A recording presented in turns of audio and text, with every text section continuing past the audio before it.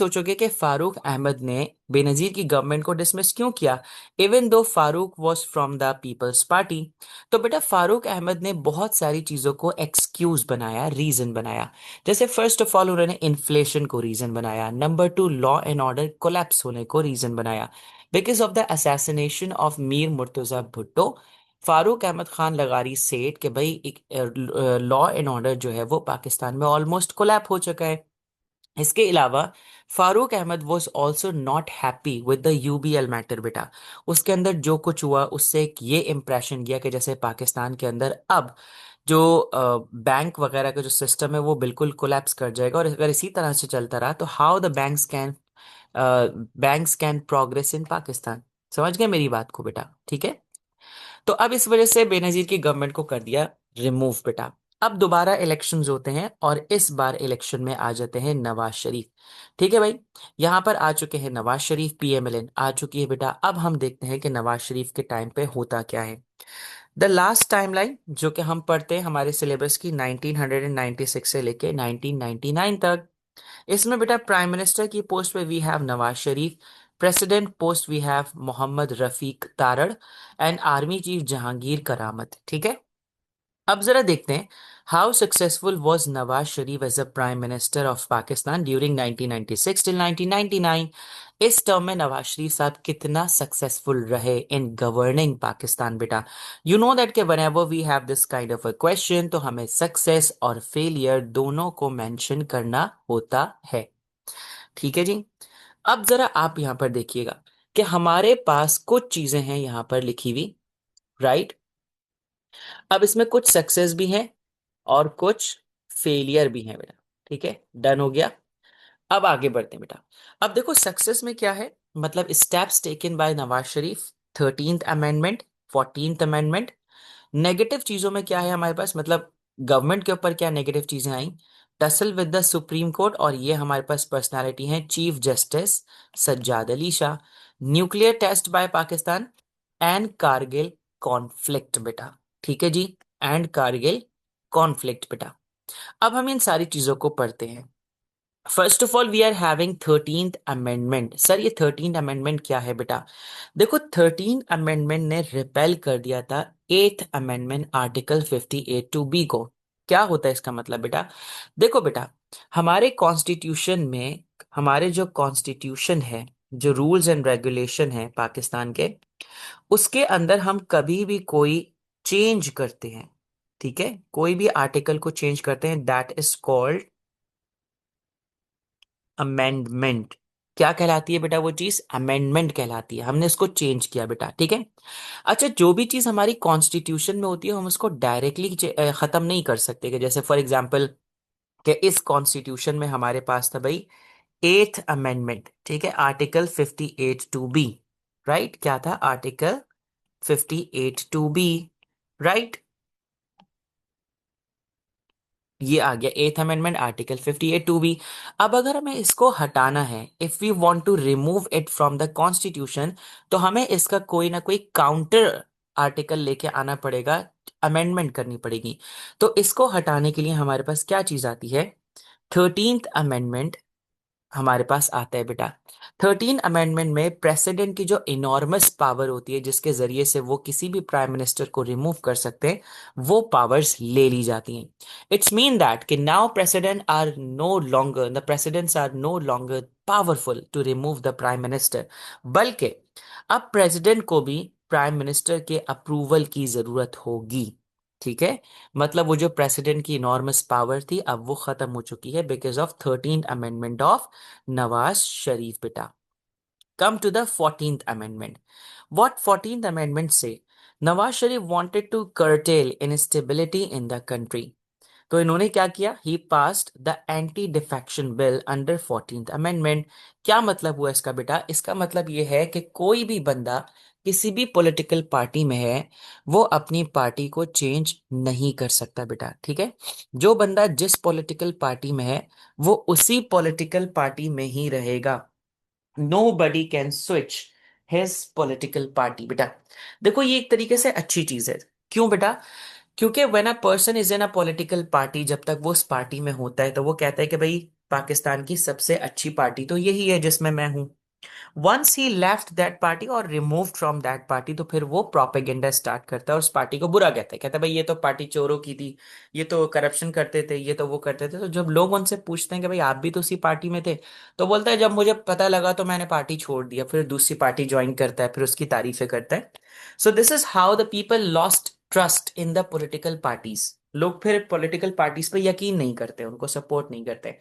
तो that's why Nawaz Sharif restricted this कि भाई कोई भी बंदा अपनी पार्टी को चेंज नहीं कर सकता, वो जिस पार्टी में है वो उसी पार्टी में ही रहेगा। Is it clear? ठीक है। ये कुछ चीजें थी जो नवाज शरीफ साहब ने की। अब हम बात करते हैं उस चीज की जिसकी वजह से नवाज शरीफ को बहुत क्रिटिसाइज किया जाता है, and that is tussle with the supreme court. लेकिन tussle with the supreme court समझाने से पहले बच्चा मुझे आपको बताना होगा कि इस सुप्रीम कोर्ट के जो चीफ जस्टिस थे उनके साथ भी जो है वो काफी ज्यादा कॉन्फ्लिक्ट थे बेटा। क्या थे? काफी ज्यादा कॉन्फ्लिक्ट थे। किसके कॉन्फ्लिक्ट थे? चीफ जस्टिस सज्जाद अली शाह के साथ आपके नवाज शरीफ साहब के बहुत सारे कॉन्फ्लिक्ट्स थे बेटा। ठीक है। तो अब एक बात जब जब आ ही गई है कि चीफ जस्टिस सज्जाद अली शाह, क्योंकि इनके ऊपर एक क्वेश्चन भी आ गया था पेपर में तो बच्चे उसको एड्रेस नहीं कर पाए थे, क्योंकि हमने इनको कभी इतना ज्यादा डिटेल में पढ़ा ही नहीं था। तो क्या मैंने नाम रखा आप लोगों के सामने बेटा? आई आई सेड चीफ जस्टिस, क्या नाम है बेटा उनका? सज्जाद अली शाह। ठीक है भाई। अब कुछ बातें हम इनके बारे में पढ़ते हैं कि why he was so famous, not famous, why he was so controversial बेटा। देखो, chief justice Sajjad Ali Shah was a senior जज बेटा। ठीक है। आपको पता है कि जजेस होते हैं हमारे सुप्रीम कोर्ट में, उनमें जो सबसे मोस्ट सीनियर होता है वो बनता है चीफ जस्टिस। तो बेटा ही बिकेम चीफ जस्टिस, ठीक है, CJ, he became chief justice on in June 1994। June 1994 में he became the chief justice of Pakistan, मतलब सबसे सुप्रीम पोजीशन ऑफ अ जज। ठीक है। अपॉइंटेड बाय फारूक अहमद खान लगारी। इनको किसने अपॉइंट किया था बेटा? Appointed by president. प्रेसिडेंट ने अपॉइंट किया, और वो कौन थे बेटा? फारूक अहमद लगारी। ठीक है भाई। बेनजीर के जो पार्टी के मेंबर है, उन्होंने इनको क्या किया था बेटा? अपॉइंट किया था।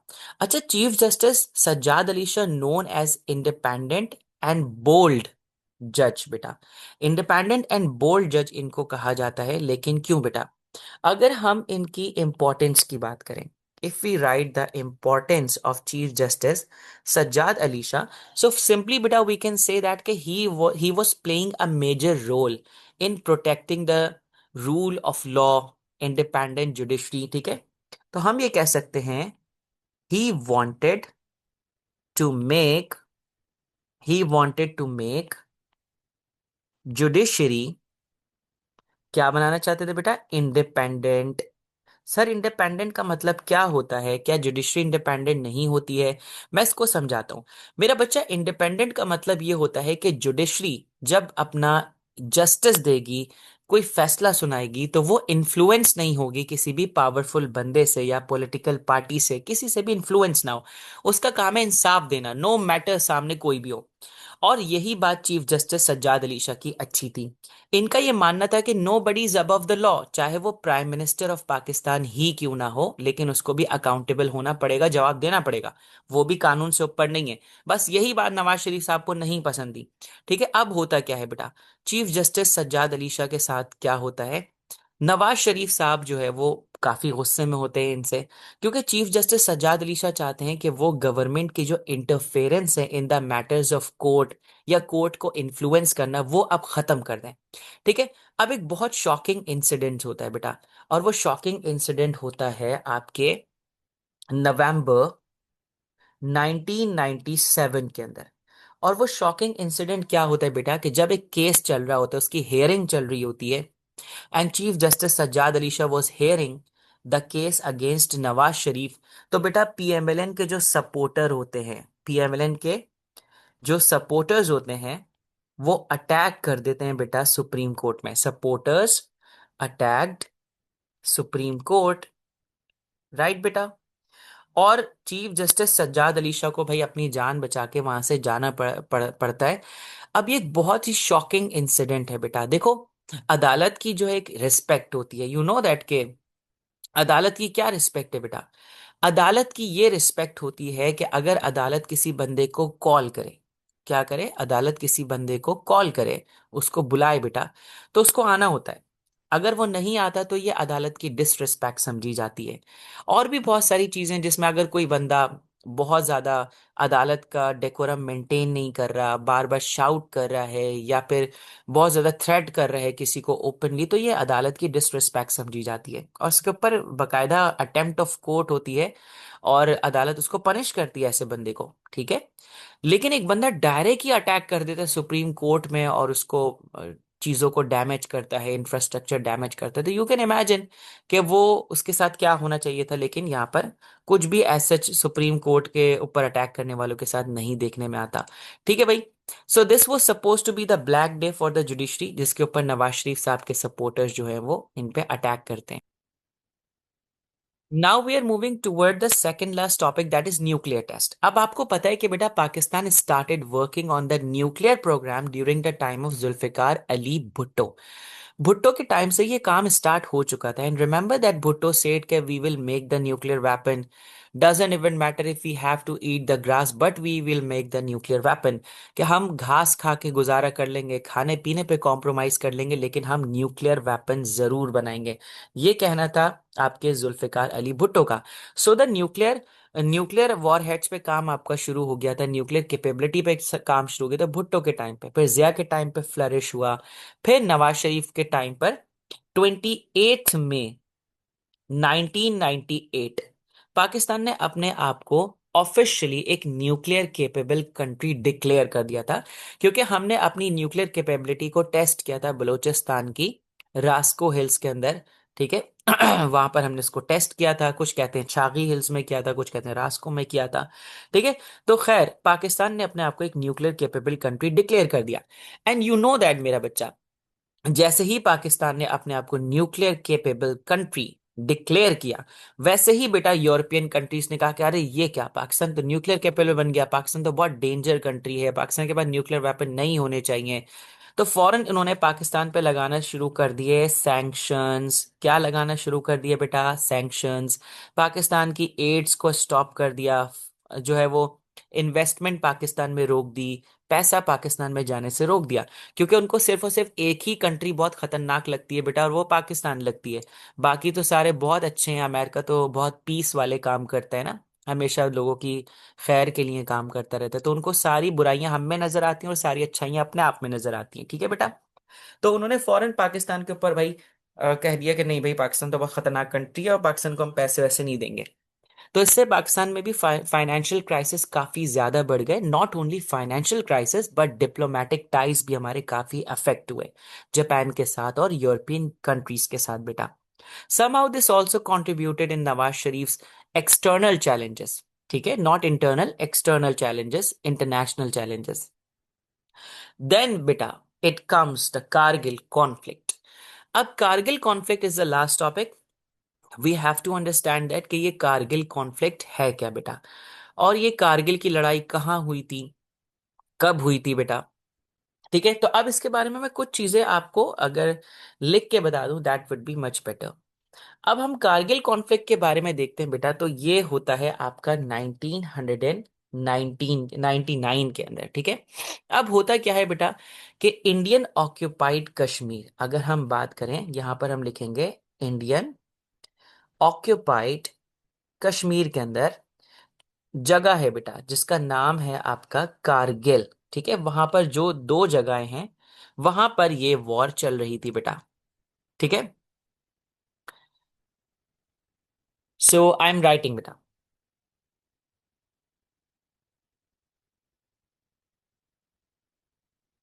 ठीक है। तो दो जगहें थी बेटा जहां पर ये वॉर हमारे पास चल रही थी, कारगिल एंड द्रास। ये दो एरियाज है जो इंडियन ऑक्यूपाइड कश्मीर में है और माउंटेन पीक्स पे हैं बेटा, ठीक है। अब होता ये कि दे setup the bunkers and block Indians main supply road. अब क्या होता है बेटा, पाकिस्तान आर्मी उस जगह को ऑक्यूपाई करती है। ठीक है भाई, हम लिखेंगे Pakistan army occupied these areas. ठीक है, ऑक्यूपाइड कर लेते हैं दीज एरियाज को। और जो मेन सप्लाई रोड होती है, जो इंडियन आर्मी की मेन सप्लाई लाइन है, इंडियन आर्मीज मेन सप्लाई लाइन क्या होती है मेरा बच्चा, जहां से रिसोर्सेज वगैरह आर्मी को मिल रही होती हैं। और वो कौन सा सप्लाई लाइन, रोड था बेटा, और उस रोड का नाम था आपके NH1। ठीक है, उसको पाकिस्तान आर्मी क्या करती है, ब्लॉक कर देती है। अच्छा, ये जो था ना NH1, ये कनेक्ट करता था, आप लिख दीजिएगा, इट कनेक्ट्स श्रीनगर, कश्मीर का जो एरिया है, श्रीनगर टू लेह। ठीक है, ये एक इंपॉर्टेंट रूट था और ये इंपॉर्टेंट रोड था जिसको पाकिस्तान आर्मी ने ब्लॉक कर दिया था। इसका मतलब पता है क्या, इसका मतलब ये है कि no further supplies can be given to the Indian army. Indian army को फर्दर सप्लाई नहीं हो सकती, बहुत खतरनाक काम हो चुका है ये। ठीक है, तो जब पाकिस्तान आर्मी ये करती है बेटा, तो अब आप पूछोगे कि सर ये पाकिस्तान आर्मी ने क्यों किया। बच्चा, यू नो दैट के Kashmir is an important matter between India and Pakistan. अच्छा, यहां पर आर्मी का नैरेटिव अलग है और नवाज शरीफ का नैरेटिव अलग है। नवाज शरीफ का कहना यह है कि भाई आर्मी ने ये खुद से अटेम्प्ट की थी, मतलब पाकिस्तान आर्मी ने ये खुद से अटेम्प्ट की थी और मुझे इतना ज्यादा इसके बारे में ब्रीफ नहीं किया गया। जबकि आर्मी कहती है हमने नवाज शरीफ से ये सारी चीजें शेयर की थी। खैर, अब जो होना था वो हो गया। और पाकिस्तान आर्मी जो इंडियन ऑक्यूपाइड कश्मीर है, उसके दो एरियाज कारगिल और द्रास को कैप्चर करती है बेटा। और इंडिया की सबसे इंपॉर्टेंट सप्लाई लाइन जो श्रीनगर से लेके एरिया को कनेक्ट कर दी थी, इसको ब्लॉक कर दिया जाता है। जब इंडियन गवर्नमेंट को और इंडियन आर्मी को यह पता लगता है कि हमारे इंडियन ऑक्यूपाइड कश्मीर में ये सब कुछ हो रहा है, तो वो ऑपरेशन विजय स्टार्ट करते हैं। क्या स्टार्ट करते हैं, ऑपरेशन विजय। अब ऑपरेशन विजय के अंदर क्या होता है बेटा, देखो, ऑपरेशन विजय के अंदर होता है मिलिट्री कॉन्फ्लिक्ट, सीधी सी बात है। ठीक है बेटा, तो अब होता यह है बेटा कि हैवी फाइटिंग टुक प्लेस। अब वो माउंटेन जो है, आपको पता है कारगिल कोई इतना इजीएस्ट बॉर्डर नहीं है, जस्ट लाइक अ वाघा बॉर्डर। कारगिल एक ऐसा बॉर्डर है बेटा जो आपका 15,000 फीट अबव है बेटा। और ये बड़ा बड़ा कोल्ड फ्रीजिंग एरिया, आप कहते हैं फ्रीजिंग वेदर है बेटा। आप देखो, फ्रीजिंग वेदर, इतनी बर्फ पड़ती है बेटा वहां तो। टेम्परेचर तो -30 -31 तक चला जाता है बेटा। तो वहां पर लड़ना बहुत डिफिकल्ट है, it is one of the toughest border. अगर हम आर्मी के बॉर्डर्स देखें तो सियाचिन वगैरह, ये कश्मीर बहुत टफेस्ट एरियाज होते हैं बेटा। ठीक है जी। तो अब क्या होता है बेटा, फुल किस्म की वॉर चल रही होती है बेटा दोनों के दरमियान। और मजे की बात ये होती है कि पाकिस्तान आर्मी इंडियन आर्मी को ट्रैप कर देती है। Sir what the trap, trap का क्या मतलब है बेटा, ट्रैप का मतलब ये है कि पाकिस्तान को एक अपर एलिवेटेड पोजीशन मिली हुई होती है कारगिल में बेटा। और इंडियन आर्मी जो होती है वो लोअर एरियाज पे होती है। एंड यू नो दैट कि in a war, if an army is on a elevation elevated area, तो उसको एक प्लस पॉइंट मिलता है, एक एज मिलता है लोअर एलिवेशन वाली आर्मी से। तो पाकिस्तान ने ऑलरेडी अपनी सप्लाई लाइन तो ब्रेक ब्रेक की हुई होती है, तो मतलब कोई खाना पानी इतना ज्यादा इंडियन आर्मी के पास नहीं होता है। और फर्दर भी नहीं मिल सकता क्योंकि सप्लाई लाइन ब्रेक हो चुकी है। तो जो कुछ इंडियन आर्मी के पास है बस उसी पे ही वो गुजारा कर रहे थे।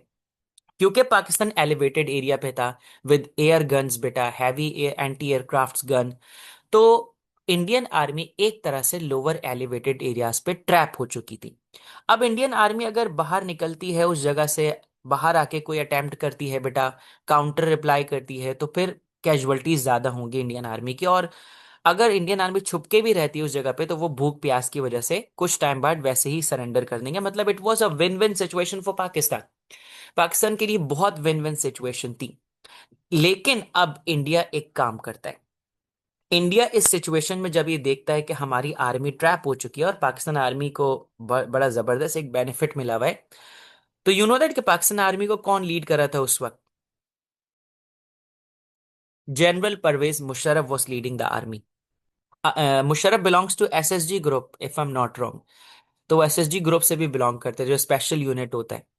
ठीक है भाई, तो अब यहां पर इंडिया क्या काम करता है, इंडिया जब अपने आप को मिलिट्री लेवल पे बैकफुट पे जाता हुआ दिखता है, तो वो खेलता है अपनी फॉरेन पॉलिसी। ठीक है बेटा, फॉरेन पॉलिसी इंडिया बड़ी जबरदस्त प्ले करता है बेटा, और पूरी दुनिया में अपने फॉरेन एम्बेसडर को भेजता है बेटा, और फॉरेन एम्बेसडर से जाके एक नैरेटिव बिल्ड करवाता है कि Pakistan is a terrorist country, Pakistan हम पे अटैक कर रहा है, पाकिस्तान हमारे एरिया को ऑक्यूपाई करना चाहता है। पूरी दुनिया में पाकिस्तान का एक नैरेटिव बिल्डअप किया जाता है।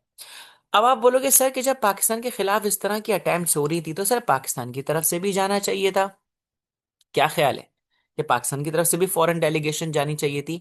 कहा यह जाता है मेरा बच्चा कि उस टाइम पे नवाज शरीफ साहब ने कोई फॉरेन मिनिस्टर ही अपॉइंट नहीं किया हुआ था, means that we were not having a very good foreign team बेटा, फॉरेन डिप्लोमेसी हमारी नहीं थी। तो इस वजह से पाकिस्तान के ऊपर एक इंटरनेशनल प्रेशर बिल्ड होने लगता है बेटा, ठीक है। और बार बार पाकिस्तान को प्रेशराइज किया जाने लगता है कि भाई आप विथड्रॉ करेंगे कारगिल से, और यही होता है बेटा।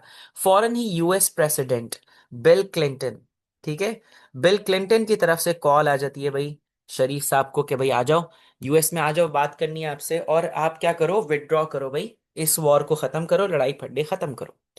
अब नवाज शरीफ क्या करते हैं, वही काम करते हैं जो ताशकंद डिक्लेरेशन में हुआ था, हमने जाके फौरन ही पीस ट्रीटी साइन कर दी थी और वॉर खत्म कर दी थी, जैसे 1965 में हुआ था। तो अब नवाज शरीफ साहब भी जाके वहां पीस ट्रीटी साइन करते हैं और वॉर एंड कर देते हैं, और पाकिस्तान आर्मी को कहते हैं कि भाई आप वापस आओ, पुल बैक करो आर्मी को, अब बस बहुत हो गया, अब छोड़ दो सारी चीज, हालांकि हम जीत चुके थे ये वॉर, ठीक है। अब जब हमारी आर्मी अपनी एलिवेटेड पोजीशंस को लीव करती है तो इंडियन आर्मी भी फायरिंग करती है और फिर हमारे काफी सोल्जर्स की कैजुअलिटीज होती हैं। अब इससे बेटा मुशर्रफ के बीच में, जनरल मुशर्रफ के बीच में और नवाज शरीफ के बीच में हो जाती है टसल बेटा, ठीक है। और इनके बीच में हो जाते हैं रिलेशंस खराब, क्योंकि मुशर्रफ कहते हैं कि हम वो वॉर जीत गए थे, नवाज शरीफ ने हमें वापस क्यों बुलाया। नवाज शरीफ ये कहते हैं कि भाई मुझे वापस इसलिए बुलाना पड़ा क्योंकि India was preparing to start a nuclear war. India ये प्लान कर रहा था कि वो न्यूक्लियर वेपन्स को यूज करेगा, और अगर ये न्यूक्लियर वॉर होती तो दोनों कंट्रीज डैमेज होंगी, तो इस वजह से मैंने इस वॉर को खत्म करना बेटर समझा, ठीक है। तो नवाज शरीफ का अपना नैरेटिव है, आर्मी का अपना नैरेटिव है। तो भाई ये सारी चीज होती है। अब केस ये आता है कि नवाज शरीफ साहब को रिमूव कैसे किया गया। देखो नवाज शरीफ और मुशर्रफ के बीच में रिलेशंस बहुत खराब हो जाते हैं। अब एक दफा ऐसा होता है कि Musharraf went for a state visit to I think Sri Lanka. Sri Lanka state visit पे गए हुए होते हैं वो एज अ आर्मी चीफ। तो उनके बैग पे नवाज शरीफ साहब उनको आर्मी चीफ की पोजीशन से रिमूव कर देते हैं, और अपने ही कजन जनरल बट को जो है वो क्या बना देते हैं, न्यू आर्मी चीफ, जो कि एक बहुत रॉन्ग अटेम्प्ट है बेटा। अगर आपने उनको रिमूव ही करना था तो एटलीस्ट वो आ जाते, फिर आप उनको रिमूव कर देते। लेकिन लेकिन बेटा उनकी एब्सेंस में ना, उनकी एब्सेंस में नवाज शरीफ ने उनको कर दिया रिमूव। और जब नवाज शरीफ ने उनको रिमूव कर दिया मेरा बच्चा, तो फिर होता क्या है, when Musharraf was coming back to Pakistan, तो मुशर्रफ एक प्राइवेट जेट में नहीं बल्कि एक पैसेंजर प्लेन में वापस आ रहे होते हैं। तो जो पायलट होता है वो कहता है कि sir we are not allowed to land in Pakistan, हमें इजाजत नहीं है, हमें रनवेज नहीं ओपन करके दिए जा रहे, हम लैंड नहीं कर सकते।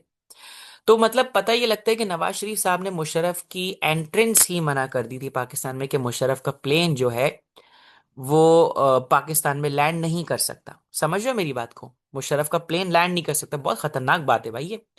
और मुशर्रफ साहब ने क्या कर दिया, नवाज शरीफ साहब ने कर दिया भाई रनवे को क्लोज जिस पे वो प्लेन लैंड करना था। अब पायलट ने ये कहा कि भाई अब हमारे पास कोई ऑप्शन नहीं है। अब देखो आपके प्लेन में इतना फ्यूल नहीं होता कि आप एक जगह नहीं तो दूसरी जगह, दूसरी जगह नहीं तो तीसरी जगह जाएं, बड़ा लिमिटेड फ्यूल होता है।